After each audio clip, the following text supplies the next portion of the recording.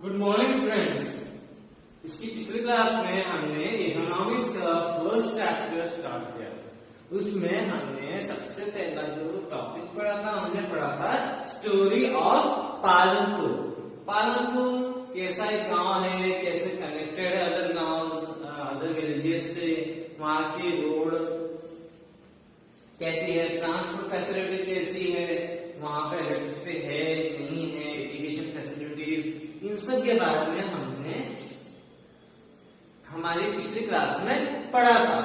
आज हम पढ़ेंगे फार्मिंग इन पालनपुर। तो उससे पहले हमने कुछ वर्किंग कैपिटल, फिक्स कैपिटल ये पढ़ा था, ताकि आपको इंडस्ट्री सेटअप करनी है या स्मॉल स्केल इंडस्ट्री रन करनी है, इंडस्ट्री रन करनी, तो आपके पास कौन कौन सी ऐसी कैपिटल्स एंड ऐसी कौन कौन सी चीजों की रिक्वायरमेंट्स है। हमने समझा रॉ मटेरियल चाहिए आपको,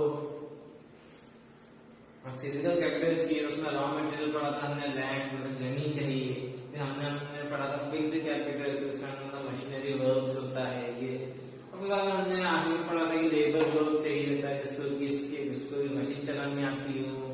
ऐसे लेबर्स होते हैं जिनको की साथ मैनुअल काम होता है, उनको कम पढ़े लिखे चाहिए, पर लेकिन जो मशीनरी वर्क्स में तो वहां थोड़े पढ़े लिखे लेबर चाहिए रहते हैं।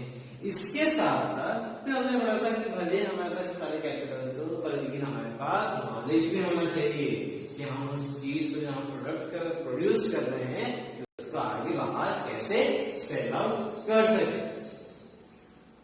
आज हम पढ़ेंगे farming in Palanpur. Since Palanpur का जो मेन सोर्स है वो है एग्रीकल्चर, इसीलिए हम स्टार्ट करेंगे पालनपुर में फार्मिंग कैसे होती है, उनका तरीका कैसे होता है, कि वहां से इरिगेशन फैसिलिटीज है नहीं है, क्या सबसे ज्यादा ग्रो करते हैं, ये हम इस टॉपिक में पढ़ेंगे।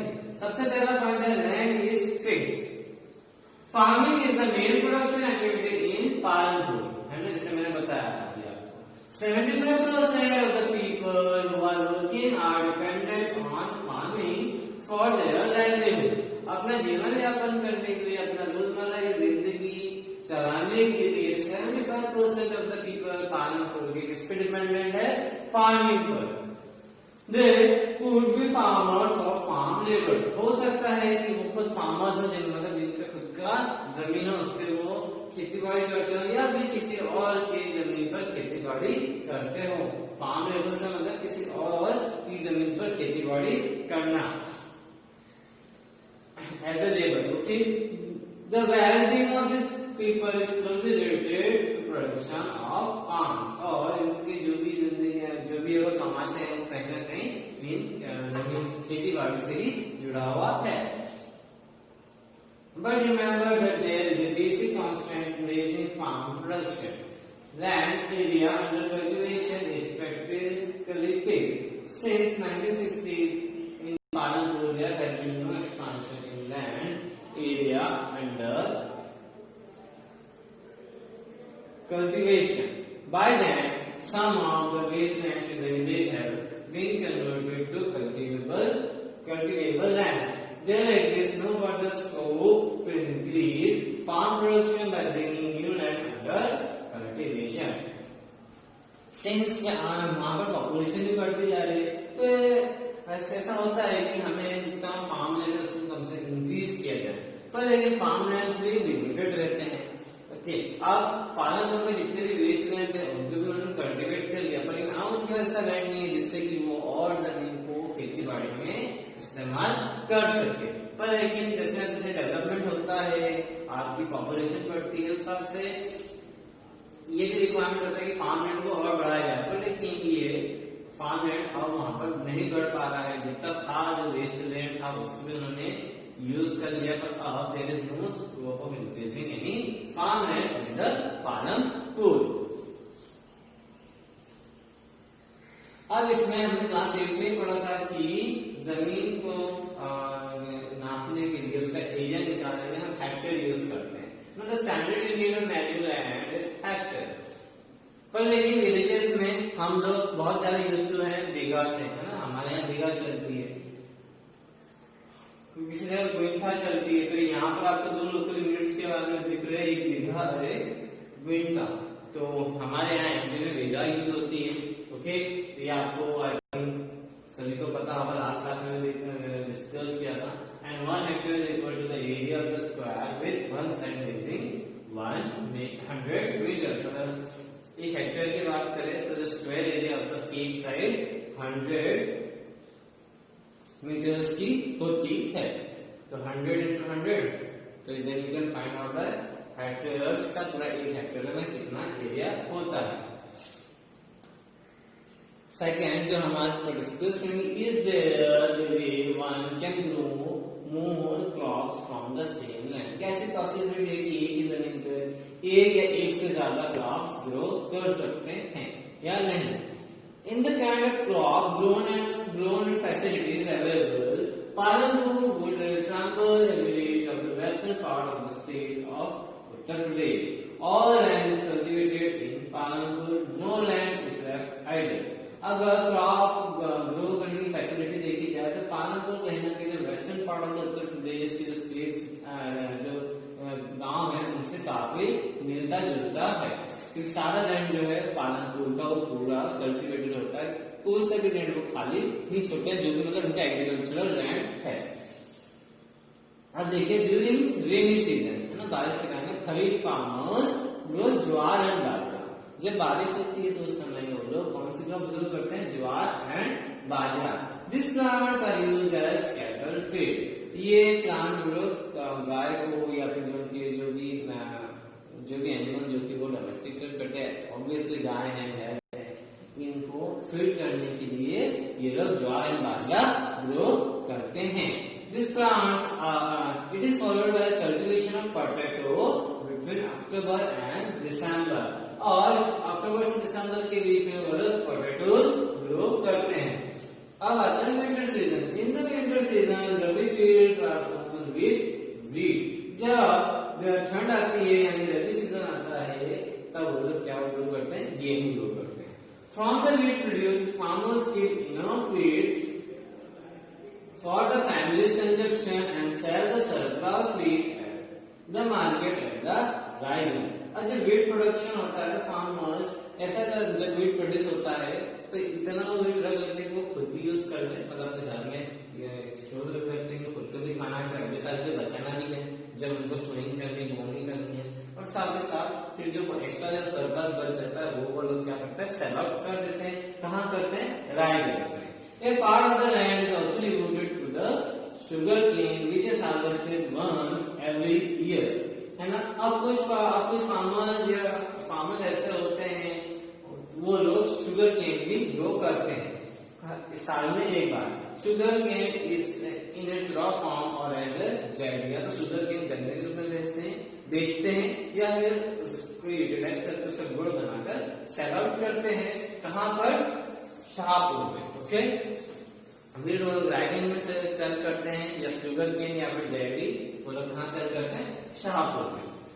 The main reason why farmers are able to grow 3 different crops in a year in Palanpur is due to the well-developed system of irrigation। अब मेन रीजन यहाँ पे ये माना जाता है कि फार्मर्स वहां से 2 से 3 अलग अलग डिफरेंट टाइप के क्रॉप्स इसलिए ग्रो कर पा रहे हैं क्योंकि पालनपुर में बहुत ही अच्छी इरिगेशन फैसिलिटीज यानी कि पानी की फैसिलिटी बहुत ज्यादा अच्छी है। Electricity came early to the Palanpur. उसका सबसे मेन कारण क्या है कि वहां पे बिजली बहुत पहले से आ चुकी थी और अच्छी रन होती है ना। Its major impact was transform the system of irrigation. Portion wells were till then used by farmers to draw water from the wells and irrigate small fields. People saw that electric tube wells could irrigate much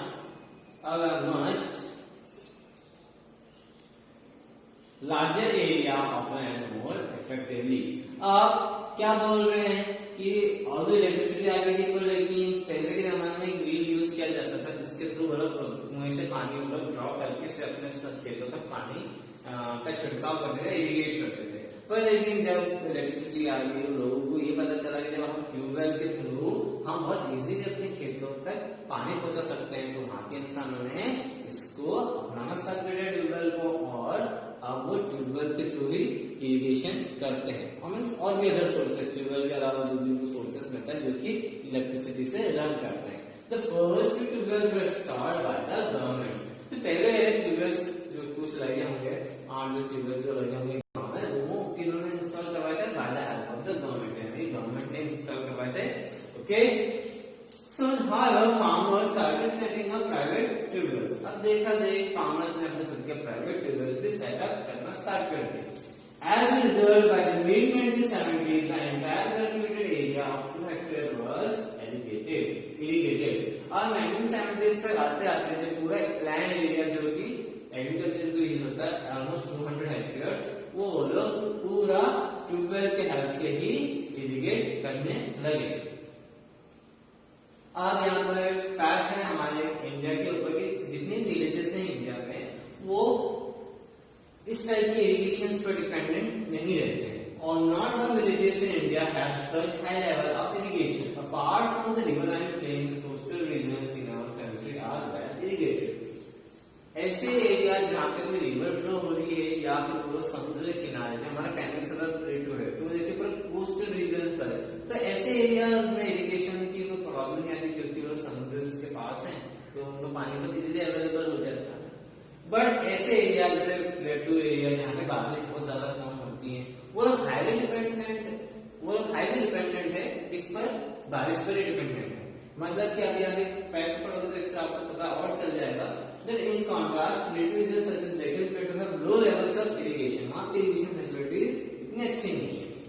Out of the total cultivated areas in the country, पूरी India की total cultivated area में से only less than 40% is irrigated even today। जो irrigation facilities मिलती है उसमें सिर्फ 40% ऐसा लैंड है जो कि irrigation facilities से irrigate हो रहा है। ओके, बाकी रेस्ट ऑफ द 60% किस पे डिपेंडेंट है, बारिश पर ही डिपेंडेंट है। और मोस्ट जो स्टेट्स है वो महाराष्ट्र है, वहां पर जितने फार्मर्स है वो किस पर डिपेंडेंट है, बारिश पर। अगर बारिश होती है अगर बारिश नहीं होती है तो क्रॉप्स पर उनकी अच्छे से यील्ड नहीं होती है। In the remaining areas farmers is largely dependent on the rainfall, जैसे कि मैंने आपको बताया। To grow more than one crop on a piece of land within the year is known as multiple cropping। एक ही जगह एक ही जमीन पर जब आप 2 से 3 डिफरेंट क्रॉप्स ग्रो करते हैं throughout the year, that is known as multiple cropping। It is the most common way of increasing production on a given piece of land। ये ऐसा तरीका है जिससे कि आप किसी भी लैंड में आप क्रॉप प्रोडक्शन को बढ़ा सकते हो। All the farmers in Palanpur grow at least 2 main crops। Many are growing potatoes as the third crop in the past 15 to 20 years। ज्यादातर फार्मर्स साल भर में 2 बार मेन अपने क्रॉप्स लगा देते हैं। उसमें से कुछ ऐसे फार्मर्स भी हैं जो तीसरी बार भी क्रॉप प्रोडक्शन करते हैं in the form of potatoes, यानी आलू वो लोग उगाते हैं। रादर देन 2 मेन क्रॉप्स वो पोटैटोज भी ग्रो करते हैं। ओके, अब ये देखिए टेबल है cultivated areas over the years. आपको जो कल्टिवेटेड एरिया वो मिलियन हेक्टेयर्स में है। 1950 to 51 में कितना कल्टिवेटेड एरिया था, 129 मिलियन हेक्टेयर्स। 1990 में जब वापस सर्वे किया गया तब ये कल्टिवेटेड एरिया कितना बढ़ गया, 157 हेक्टेयर्स। फिर इन द ईयर 2000 में 156, फिर 2010 में 156, 2011 से 12 में 156, 2012 से 13 में 155, 13 से 14 में 156। तो ये कांस्टेंट है फ्रॉम द लास्ट 1990 से 2015 तक का डाटा है। तो वहां पे लगभग कांस्टेंट एरिया हम कल्टिवेटेड कर रहे हैं ना, 157 to 155 के बीच में रेंज कर रहे हैं। अब यहाँ पे कुछ क्वेश्चन है कि is it important to increase the area under irrigation. क्या जरूरी है कि जो हम जो कल्टिवेटेड एरिया है उसको इरिगेशन के अंडर में लेके आए। Yes, it is very important. इससे आपका जो यील्ड है, आपके जो क्रॉप्स है, आपको यील्ड जो मिलेगा, मतलब क्रॉप्स जब ग्रो हो जाएगी, फुली ग्रो हो जाएगी तो आपको ज्यादा मिलेगा, ज्यादा क्रॉप्स ग्रो होंगे।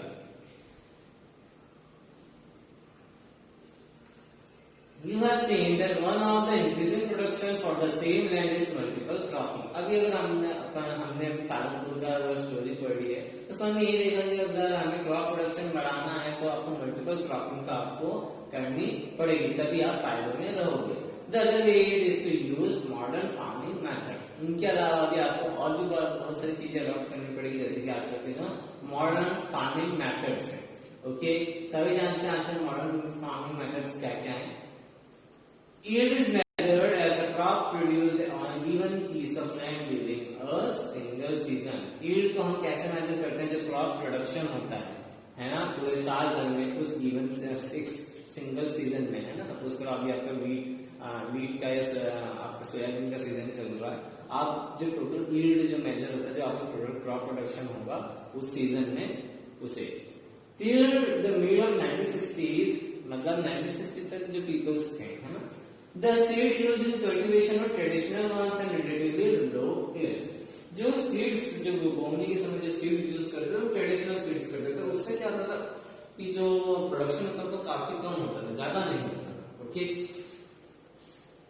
Traditional seed needed less irrigation. अब पहले ये ट्रेडिशनल सीड्स होती थी, उसमें ये रहता था कि उनको इरिगेशन जो पानी रहता था वो कम देना पड़ता था, साथ ही साथ जो भी खाद होती थी वो बहुत इजीली अवेलेबल हो जाती थी। Farmers use cow dung and other natural manure as a fertilizers, है ना। जो खाद होती थी वो नेचुरल से जो बनती थी उसी का इस्तेमाल करते थे, एंड बहुत ज्यादा इजी टू अवेलेबल, बहुत इजीली अवेलेबल हो जाता था और कॉस्ट बिल्कुल भी नहीं लगती थी, तो इकोनॉमिकल था, पर लेकिन उससे हमें ज्यादा हाई यील्ड नहीं मिलता था।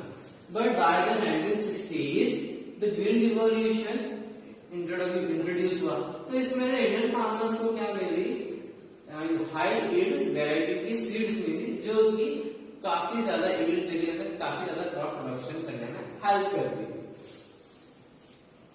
The green revolution in the late 1960s introduced the farmers, Indian farmers, to cultivation of wheat and rice using high yield varieties seeds. Compared to the other traditional seeds, the high HYV seeds promise to produce much greater amount of grain on a single plant. एक single plant में traditional seed के मुकाबले वो काफी ज्यादा grains produce कर रही थी। As a result, the small piece of land would now produce the largest quantity of food grain that was possible earlier.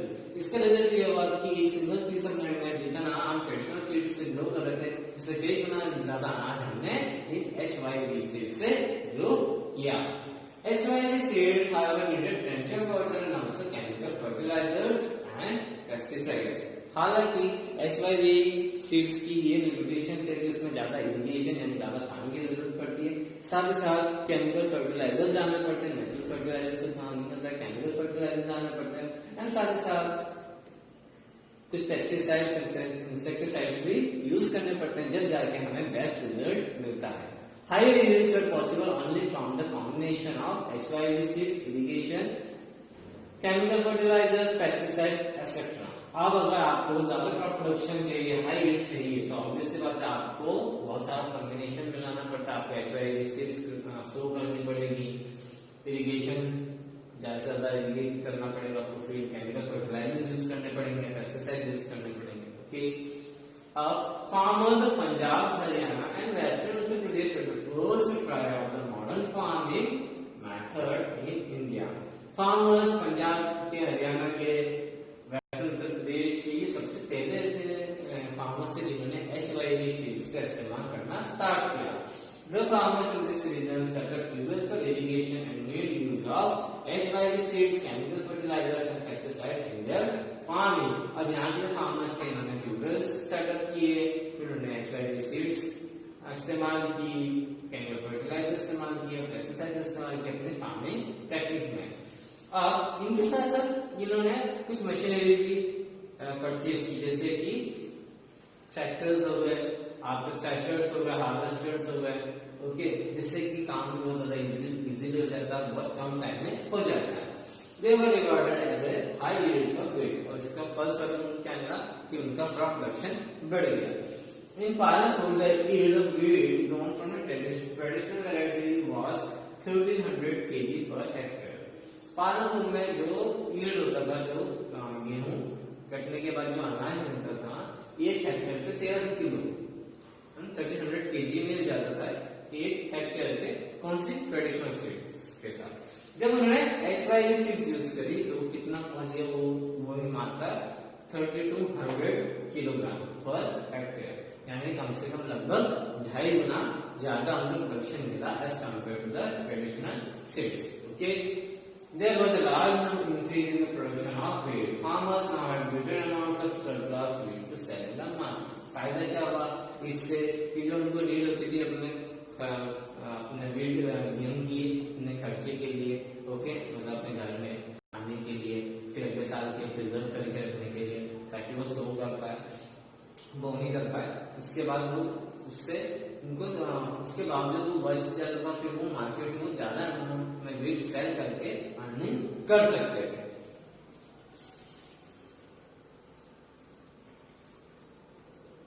ये आपकी एक टेबल है जिसमें प्रोडक्शन पल्सेस एंड वीट आपके टन्स में दे रखे हैं इन मिलियन टन्स. अब 1965 से 66 ईयर में हम देखेंगे तो हम सिर्फ 10 million tons of pulses and wheat को प्रोड्यूस कर रहे थे. और आफ्टर 1960s के बाद में हम अपना मिलियन रिवॉल्यूशन स्टार्ट हुआ तो उसमें देखिए कैसे इंक्रीज हुआ. वीट का प्रोडक्शन देखिए 10 से 24 हुआ, फिर 36, 55, 70, 87, 94, 96, 87, 94, 99, 96. It is increasing day by day by we have using the HYV seeds, है ना. ट्रेडिशनल सीड्स को हमने after the green revolution HYV seeds का इंट्रोडक्शन हुआ तो उससे यील्ड जो है वो हमें ज्यादा मिलने लगा इन टर्म्स ऑफ वीट. और पल्स में भी देखिए एक इंक्रीमेंट ज्यादा हो रहा है, 10, 12, 11, 14, 11, 18, 18, 19. तो there is a gradual increase after the using of HYV seeds, irrigation facilities, modern techniques, chemical fertilisers. इससे क्रॉप प्रोडक्शन बढ़ा. ओके,